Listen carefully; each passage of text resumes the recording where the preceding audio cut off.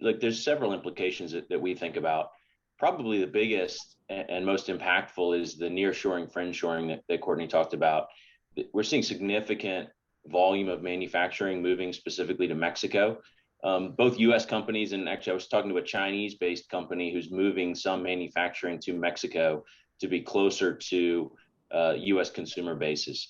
And so the significant increase we anticipate and have been seeing in volume of trucking coming across the Mexico-U.S. border, and including warehouses on both sides of the borders that are all near 100% capacity.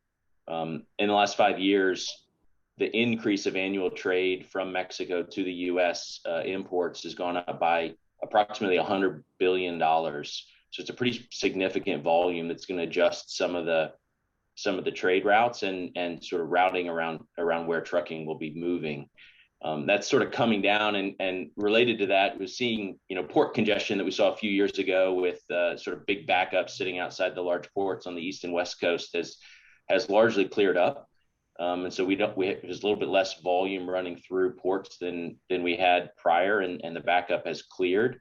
And the other thing is that U.S. companies, or really any companies serving U.S. consumers, are moving much more towards resilient supply chains rather than real time.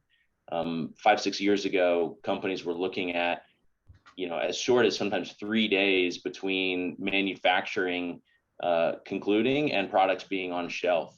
And now that supply chains sort of are a bit more fragile and intercommerce trade more challenged, companies are keeping a lot more inventory on hand, including in distribution centers in urban population areas. And so a lot more long haul trucking that's pushing product out, but less urgency and perhaps sort of some reductions around expedited trucking as there is more inventory product in the supply chain itself.